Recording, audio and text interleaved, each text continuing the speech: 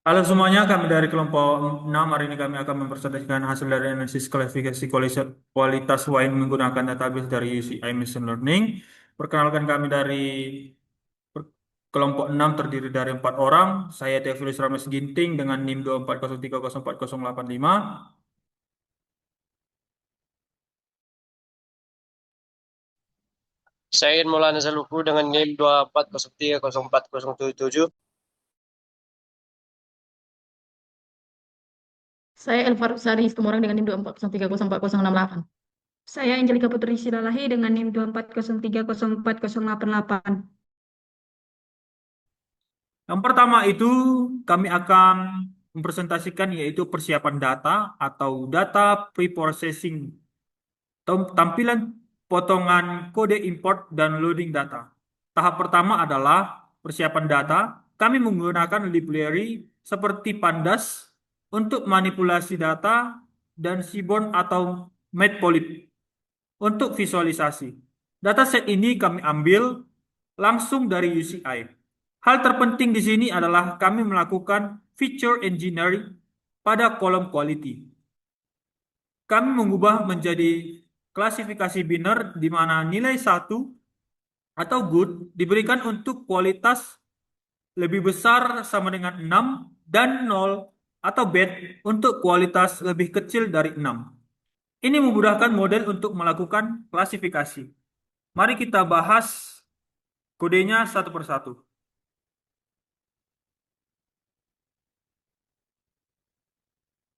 Yang pertama itu import Pandas, import NumPy, import Matplotlib, import Seaborn SNS.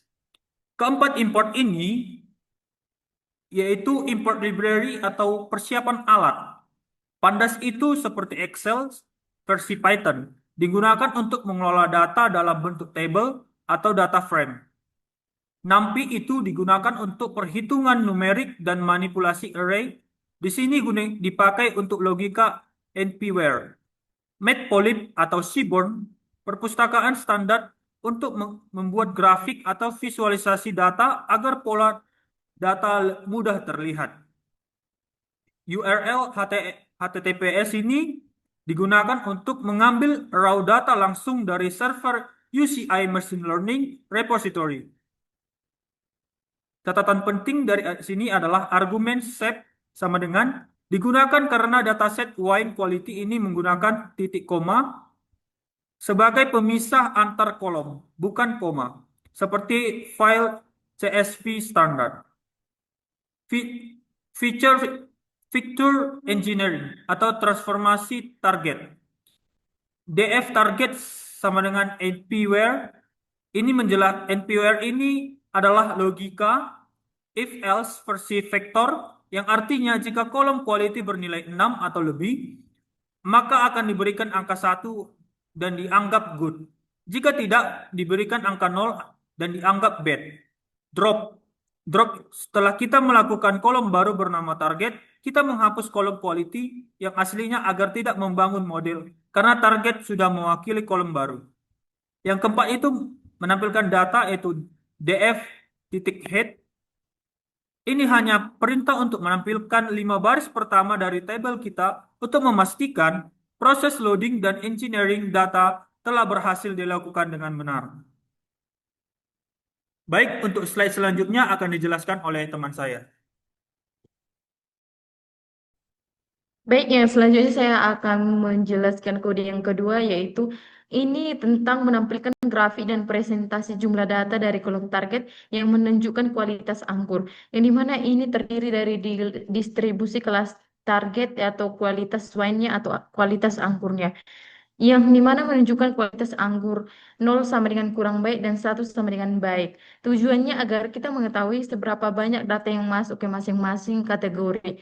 Yang pertama saya akan menjelaskan kode yang ada pada setiap line pada kode di atas. Yang pertama yaitu PLT titik figur sama dengan dalam kurung V size sama dengan 6,4. Yang dimana kita membuat kanvas atau gambar grafik baru dengan ukuran lebar 6 inci dan tinggi 4 inci. Yang selanjutnya yaitu SNS titik konplot dalam kurung X sama dengan target, data sama dengan DF, plate sama dengan set 2 datang menggunakan pustaka Seaborn yang dimana X sama dengan targetnya itu data yang dihitung jumlahnya ada di dalam kolom bernama target dalam tabel dan target dalam tabel yang jumlahnya ada di dalam kolom yang bernama target dalam tabel atau DF. Yang selanjutnya yaitu data atau DF yaitu mengambil data dari variabel DF atau data frame dan plot sama dengan set 2 itu menggunakan kombinasi warna set 2 agar grafik lebih menarik seperti yang ada pada gambar. Yang selanjutnya yaitu PLT title-nya distribusi kelas target kualitas lain, yaitu memberikan judul di bagian atas grafik, yaitu distribusi kelas target atau kualitas lain. Yang selanjutnya yaitu PLTX label, yang artinya di sini kategori 0 sama dengan bad, 1 good, yaitu memberikan keterangan pada sumbu X atau sumbu bawah, menjelaskan angka 0 artinya buruk dan 1 artinya baik. Yaitu pada gambar yang saya tunjukkan pada slide di atas. Yang selanjutnya yaitu PLT titik I label sama dengan dalam kurung jumlah sampel. Yang artinya kita memberikan keterangan pada sumbu Y atau sumbu kiri yang menunjukkan berapa banyak jumlah datanya. Yang selanjutnya itu PLTX Xtix yang artinya di sini yaitu kurang kurang baik kurang baik 0 baik 1 yaitu mengubah tulisan angka 0 dan 1 di bawah batang grafik menjadi tulisan yang lebih jelas kurang baik 0 dan baik 1. Yang PLT show ini artinya itu menampilkan grafik yang sudah dibuat ke layar. Menampilkan presentasi print DF tanda kurung siku target titik value underscore cons dalam kurung normalis sama dengan true tanda bintang 100 tutup kurung artinya kita menghitung dan mencetak presentasi pembagian data yang dimana value underscore con tutup kurung itu yaitu menghitung berapa banyak angka 0 dan angka 1 normalis sama dengan true itu yaitu kita mengubah hitungan jumlah menjadi nilai desimal atau rasio dan start 100 itu yaitu kita mengubah rasio menjadi persentase persennya. Dari kesimpulan dari kode berdasarkan yang saya jelaskan di atas tentang distribusi kelas target atau kualitas lain ini, yang pertama yaitu grafik batangnya terlihat bahwa jumlah sampel dengan kualitas baik satu sedikit lebih banyak dibandingkan kurang baik atau nol. Dan yang kedua angka presentasi. Kita mengetahui persis berapa persen data masuk ke kategori nol dan berapa persen masuk ke kategori satu. Untuk memahami dataset kami yang kami buat di atas yaitu tentang distribusi kelas target terlihat dari grafik yang terlihat pada slide di atas.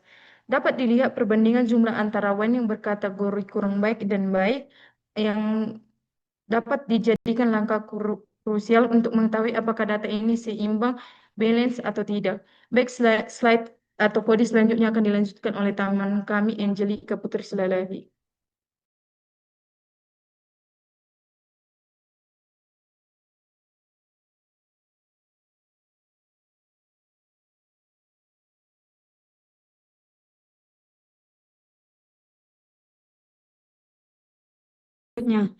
Di bagian kode X ini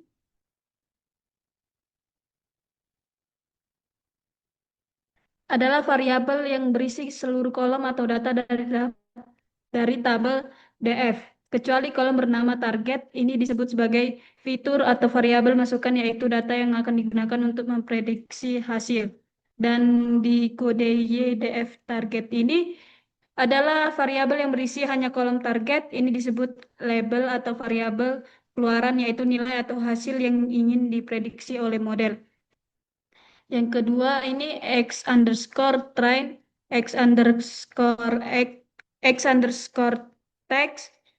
Kode ini membagi seluruh data menjadi dua bagian secara acak. Xtrain Y underscore train. Data latihan 80% dari total data digunakan untuk mengajari atau melatih model agar mengenali pola data. X underscore Y underscore text Data ujian 20% dari total data digunakan untuk menguji seberapa pintar model tersebut memprediksi data baru yang belum pernah dilihat. Tes tes underscore size 0,2 menentukan ukuran data uji sebesar 20%, sisanya 80% untuk latihan. Random underscore state sama dengan 42. Kunci acak, angka ini bebas, tapi jika diisi angka yang sama, pembagian datanya akan selalu sama setiap kali kode dijalankan. Berguna agar hasilnya konsisten.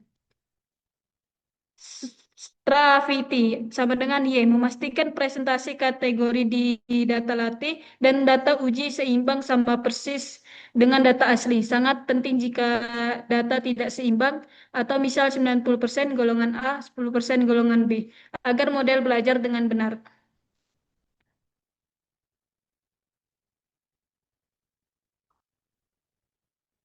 S underscore train underscore scalet.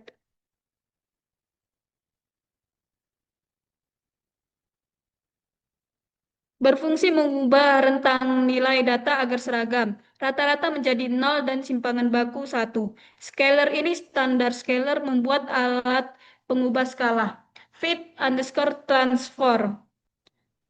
X underscore train. Mempelajari rata-rata dan sebaran nilai dari data latih, lalu mengubah skalanya.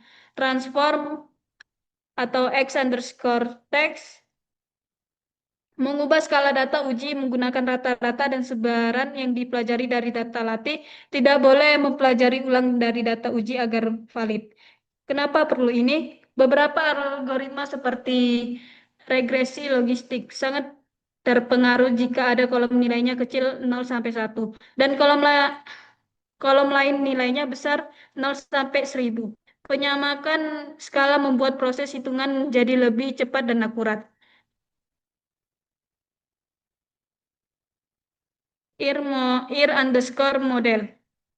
Logistik regression membuat model berjenis regresi logistik. Ini algoritma dasar kasar dan paling umum untuk masalah klasifikasi atau misal ya atau tidak, benar atau salah, pas A atau B atau C.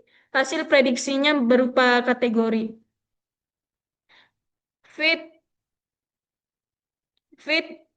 ini proses melatih model. Di sini model belajar untuk mencari pola hubungan antara data X underscore train underscore scalet dan jawaban yang benar Y underscore train. Predict. Ini proses memprediksi. Model yang sudah pintar mencoba jawaban untuk uji X underscore test underscore scalet. Hasilnya disimpan di Y underscore pred underscore ear. Model kedua gradient boosting. GB model sama dengan gradient boosting classifier atau dalam kurung random underscore state sama dengan 42. Gradient boosting ini membuat model berjenis gradient boosting. Ini algoritma yang lebih canggih berbasis kumpulan pohon keputusan. Ia bekerja dengan cara membangun model sebelumnya terus-menerus hingga hasilnya sangat akurat. Biasanya hasilnya lebih bagus daripada regresi logistik, tapi prosesnya lebih berat. Fit kode ini melatih model dengan cara yang sama seperti sebelumnya. Kode predik. Kode ini menghasilkan prediksi jawaban dari data uji disimpan di Y underscore pred underscore GB. Baik, slide selanjutnya akan dibacakan teman saya, Ian Zaluku.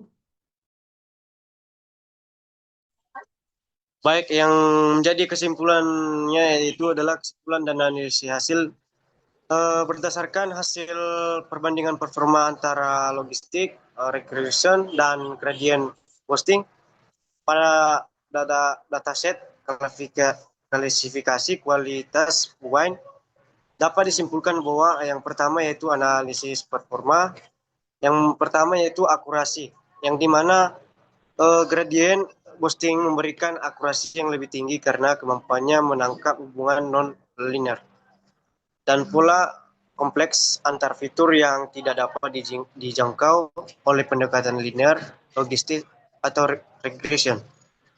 Yang kedua yaitu recall, yang dimana gradient boosting ini unggul secara signifikan dalam metrik recall. Hal ini krusial untuk meminimalisir false negative set yang memastikan wine berkualitas tinggi dapat terdeteksi dengan lebih akurat. Yang kedua yaitu kompleksitas dan ketangguhan model. Yang pertama yaitu logistik regression unggul dalam aspek interpretabilitas, namun sering mengalami underfitting pada data dengan variasi tinggi. Yang kedua yaitu gradient boosting terbukti lebih robust atau tangguh dalam menangani outliers dan noise pada data fitur kimiawi. Wine menjadikannya model yang lebih andal untuk skenario data di dunia nyata. Yang menjadi kesimpulan akhir yaitu model gradient boosting adalah model terbaik untuk tugas klarifikasi. Ini kombinasi antara akurasi yang superior, yang stabilitas tinggi, dan sensitivitas atau recall yang lebih baik dalam mendeteksi kelas target, membuatnya menjadi pilihan optimal untuk diimplementasikan ke dalam sistem kontrol kualitas. Baik, demikianlah hasil presentasi dari kelompok kami. Kami dari kelompok 6. Terima kasih. Shalom.